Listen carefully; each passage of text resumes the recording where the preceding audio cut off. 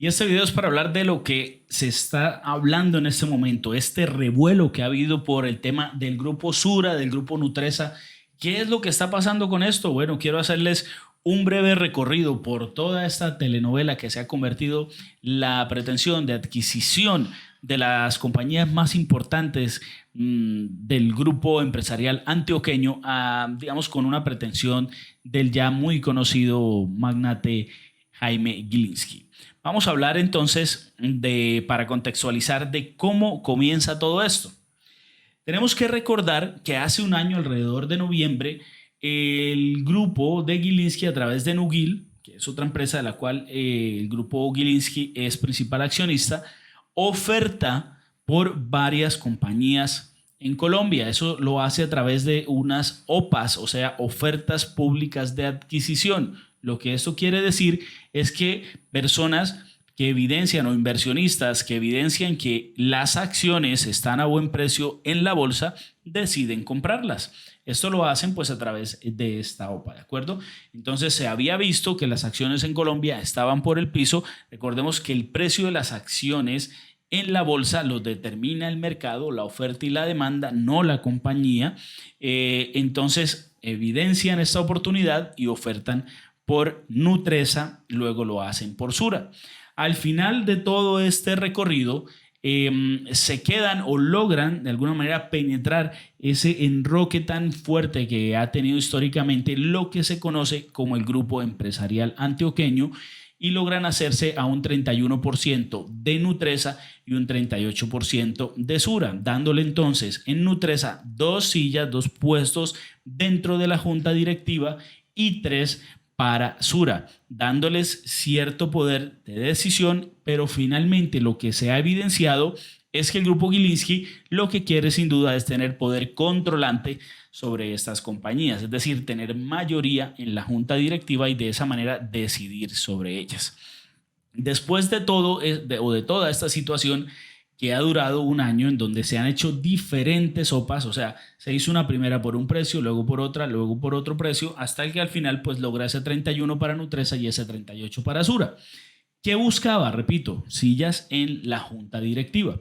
Esto también, por supuesto, ha hecho mover las acciones de estas compañías que previa a la OPA pues estaban realmente por el suelo. Nutresa estaba por debajo de los Nutresa estaba por debajo de los 21.000 y Sura alrededor de los 20.000. Entonces, cuando se ofertan, lo hacen muy por encima de este precio, inmediatamente las acciones suben. Pero algunos no vendían, por lo tanto iban subiendo el precio hasta que lograron quedarse con estos porcentajes que previamente mencioné. Importante acá entender que esa decisión principalmente se hacía buscando ese poder dentro de la junta directiva.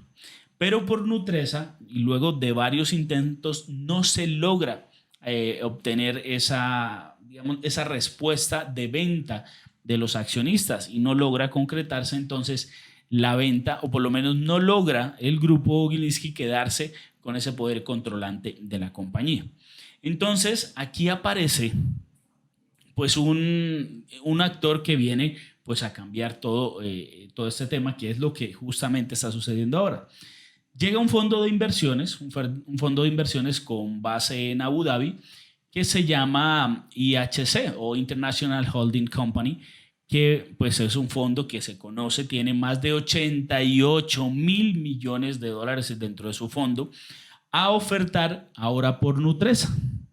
Muy bien, pues, ¿qué está pretendiendo? Está pretendiendo quedarse entre un 25 y un 31.25% de las acciones de la compañía y oferta por cada acción de esta 15 dólares por acción. Esto es un precio mejor o una mejor oferta que la anterior que hizo el grupo Gilinski, que estaba por encima de los 12 dólares. Bueno, ahora ya estamos en 15 dólares, que también se vuelve mucho más atractivo teniendo en cuenta el aumento de la TRM.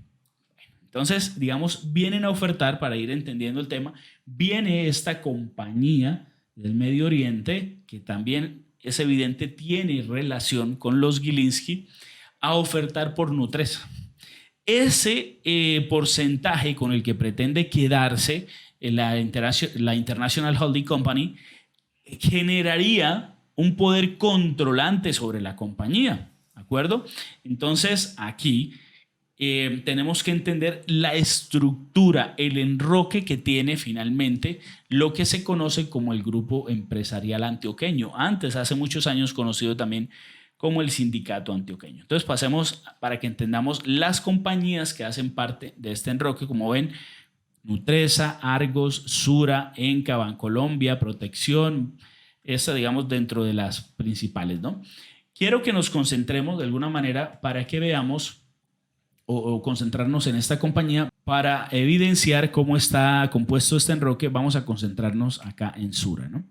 Vemos que son dueños de Sura y a su vez Sura es dueña de un 35.1% de Nutresa y Nutresa a su vez es dueño de Sura un 12,6%. A su vez el grupo Sura también es o tiene una participación en Enca de un 16%, de Protección de un 46%, de Grupo Bancolombia de un 46.1%, que le da poder controlante también, y de Valores y Mesa, que tiene un gran porcentaje allí. Entonces, o bueno, más bien Grupo Bancolombia sobre estas que a su vez hacen parte de Sura, el enroque del que hablábamos anteriormente.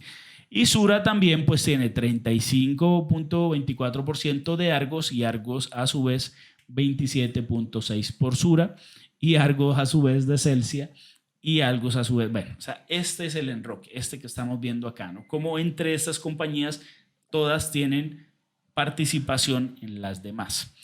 Esto es lo que se ha conocido, ¿no?, como el enroque del grupo empresarial antioqueño. Compañías que todos sabemos son de gran representación, que todos conocemos, compañías que históricamente pues han estado, y marcas más bien muy cercanas a los colombianos, y de alguna manera sí generan ese efecto pues de un sentimiento y de un regionalismo hacia estas compañías. Muy bien.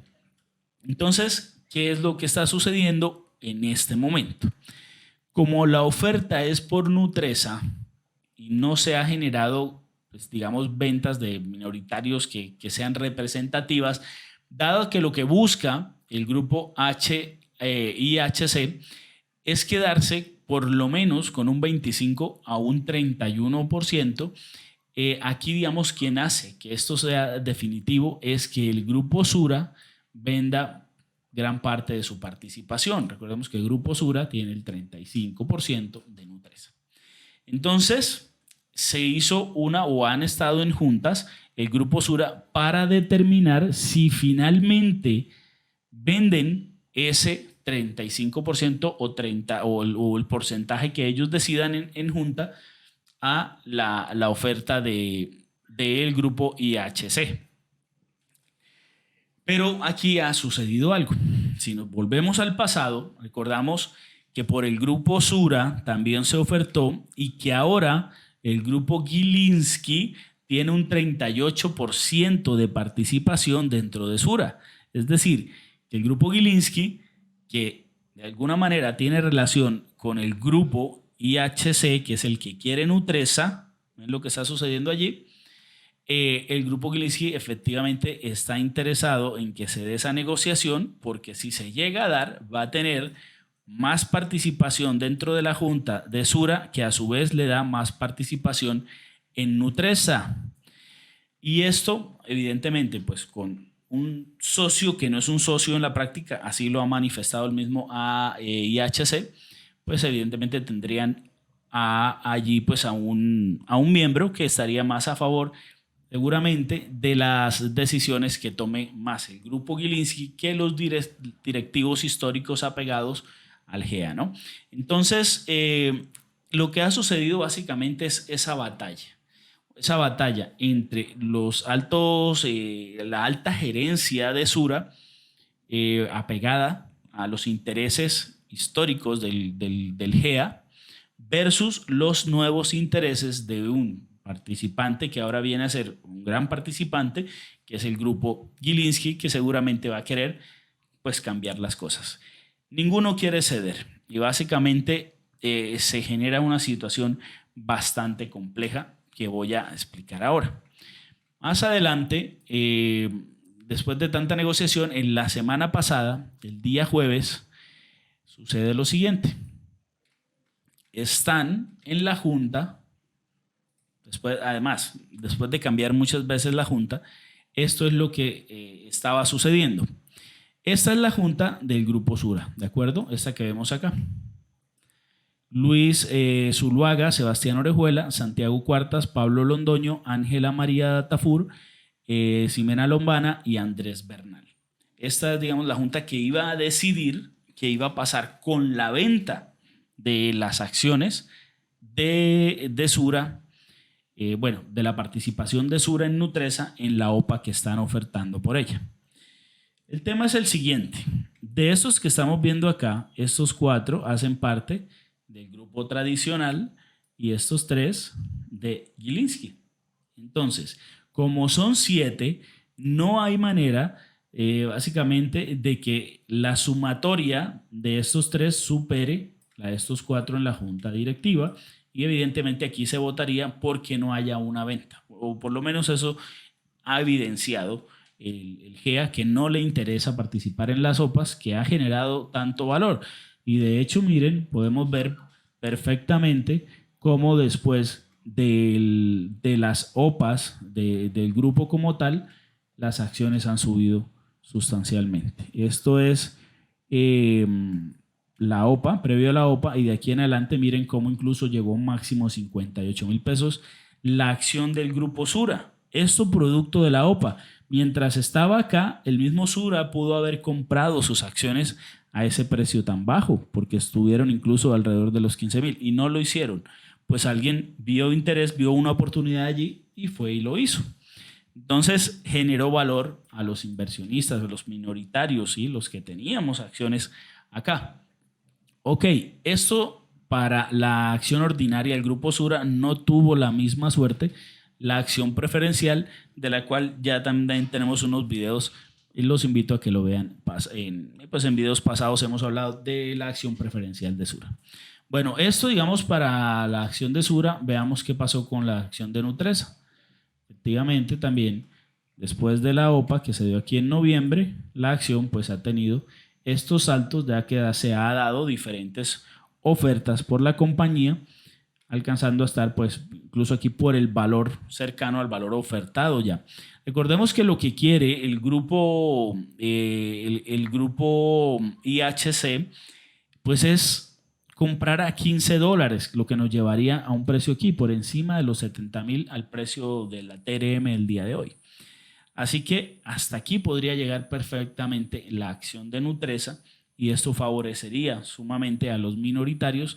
Pero aquí también la cuestión es por qué una empresa como Sura, que tiene pues un 35% de participación, no vendería o no quisiera vender estas acciones a un precio que, además, hay que decir, y según la misma valoración del asesor financiero de Sura, que fue Bank of America, determina un precio, digamos la valoración de la compañía, un precio por acción más cercano a los 35,000 frente a los 72, 73,000 que están ofreciendo por ella. Es decir, que incluso desde ese análisis técnico y económico, pues tiene todo el sentido que Sura venda su participación en Nutresa a ese precio, pues se evidencia, está incluso un 60% por encima de su valor justo. ¿Cuánto le representaría esta venta a Sura? Pues un ingreso superior a los $2,000 millones. Si se vende el máximo, que es 31.25%, estamos hablando de 2.145 millones de dólares. 2.145 millones de dólares. Esto es realmente una cantidad impresionante, y más teniendo en cuenta la TRM del día de hoy. ¿Qué significa eso? Que por esos 2.145 dólares, 2.145 millones de dólares, estaría recibiendo el Grupo Sura en ingresos más o cerca de 12 billones de pesos a TRM del día de hoy. 12 billones de pesos.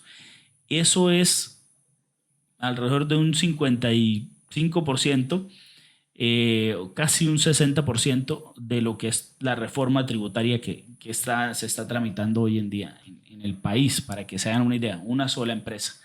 Claro, está perdiendo, a cambio perdería su participación, es decir, estaría sacrificando activos, pero con este ingreso muchos decimos, bueno, con ese valor podría incluso recomprar sus acciones preferenciales en el mercado a un precio que también le genere valor o nos genere valor a los accionistas minoritarios, eh, ya que evidentemente se han visto muy castigadas las acciones. Entonces, eso es lo que estaríamos esperando, que de alguna manera se evidencie el valor en las preferenciales con una entrada, ya sea porque la compañía está recibiendo un ingreso que, hay que decirlo, está por encima incluso de la valoración, ¿sí?, de la misma compañía, más del 60% de lo que sería el valor justo. Y por otro lado, una posible recompra de las mismas acciones preferenciales que están en circulación en el mercado secundario.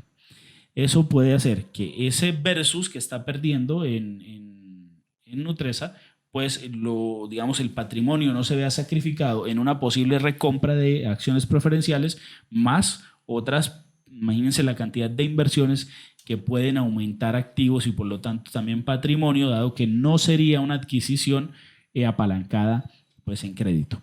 Eso fortalecería la compañía, pero evidentemente le quitaría ese poder pues a estas familias que históricamente han controlado el GEA. Entonces es esa guerra de poderes que está allí tan fuerte. Lo que sucedió el jueves pasado y por lo que se ha generado tanto revuelo es que se iba a votar por si finalmente Sura vendía esas compañías. ¿Qué pasó? Volvamos aquí a esta... Acá. Vamos a ver esta imagen. Esto que están viendo acá pues son los directivos, ¿cierto? Les decía que estos que vemos acá son los cercanos al grupo GEA y estos tres los cercanos al grupo Gilinski. ¿Qué ha pasado? Que los dos primeros que vemos acá, es decir, Luis Javier Zuluaga y Sebastián Orejuela, fueron inhabilitados por la Superintendencia de Sociedades. Ahora, hay que dar un dato aquí bastante interesante. ¿Quién fue el que finalmente dio el aval de inhabilitar a estos representantes del GEA ahí en la junta directiva? Lo hizo la Superintendencia de Sociedades, pero pues principalmente el superintendente, que es Billy Escobar. Y pues resulta ser un personaje interesante en esta historia, dado que Billy Escobar es nombrado superintendente de sociedades en diciembre del 2021, poco después de que salieran las primeras OPAs del grupo Gilinski. Y además, no solo eso, sino que quien pues está cercano a este nombramiento fue Jimena Lombana, que en ese entonces era la ministra de Comercio. ¿Y qué pasa con Jimena Lombana? Miren, Jimena Lombana aparece acá. Entonces, ella, que fue ministro de Comercio, también estuvo relacionada con el nombramiento de Billy Escobar, que además también fue de los pocos funcionarios que con la nueva presidencia fueron ratificados en su cargo.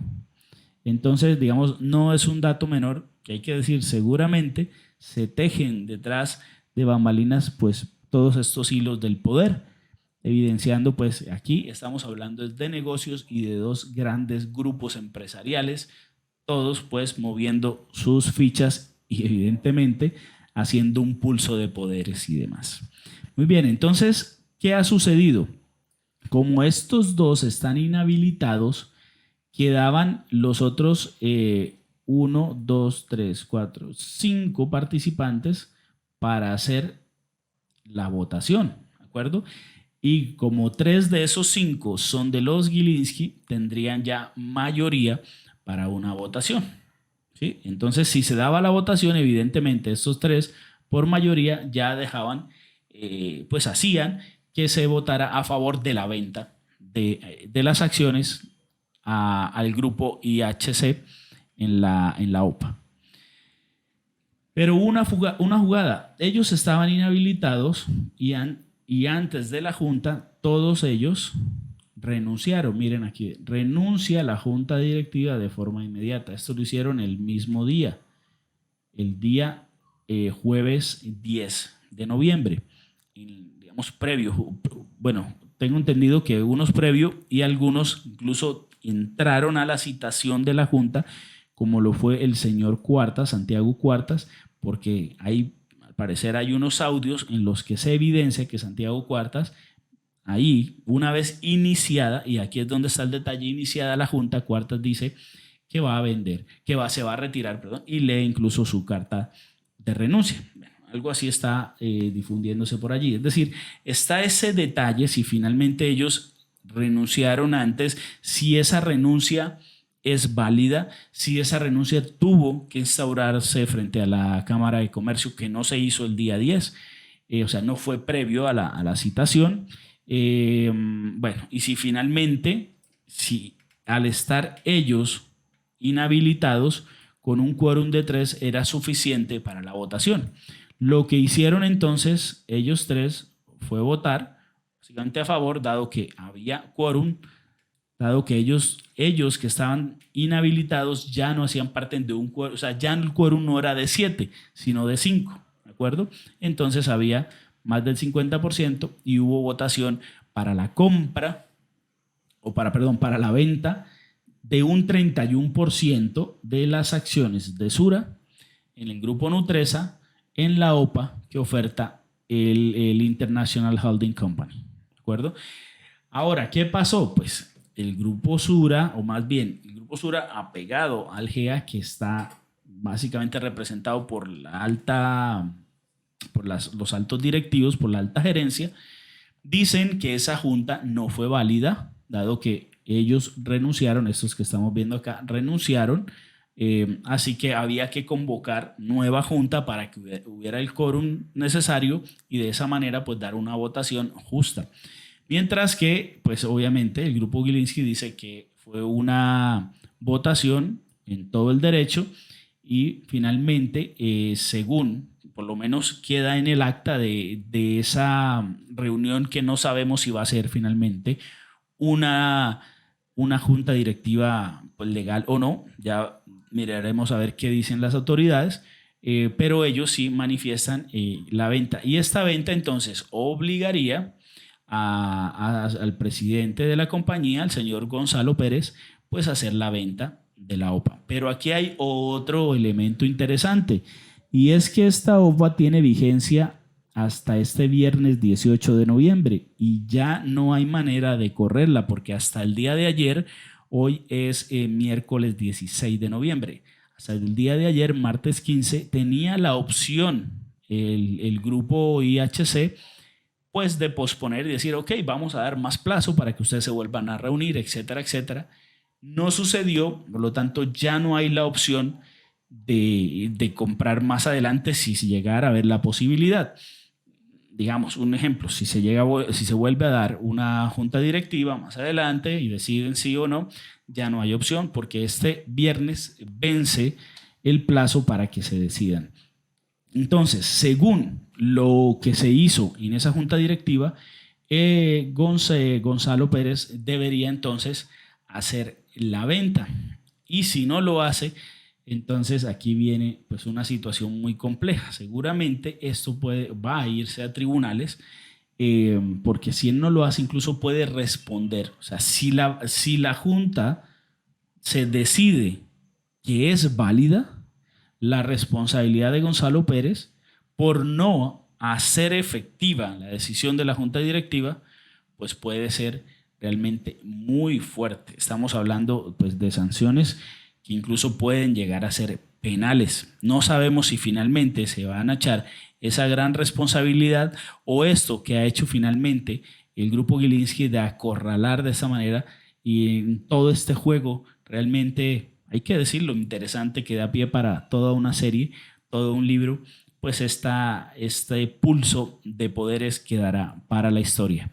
Este viernes entonces se vence el plazo y sabremos finalmente qué decisión se va a tomar. Ahí de parte y parte están moviendo también pues últimas posibilidades. Lo que ha hecho El GA pues es también hablar de una solicitud que hicieron a la superintendencia de que la OPA pierda validez, de impugnar de alguna manera la OPA para que esta no se dé, es decir, que no haya necesidad de comprar, puesto que no se, que de alguna manera se inhabilita, ¿sí? Esta OPA, o sea, se cancela, y es lo que están buscando hacer como última medida. De hecho, lo hicieron hace algunas horas y vamos a ver qué sucede con esto. Insisto, una historia de la cual nos dará mucho de qué hablar, pero al final también hay que entender que quienes están de por medio también son muchos inversionistas minoritarios, los cuales me incluyo, por supuesto, que, hombre, queremos que ya sea el uno o el otro reconozca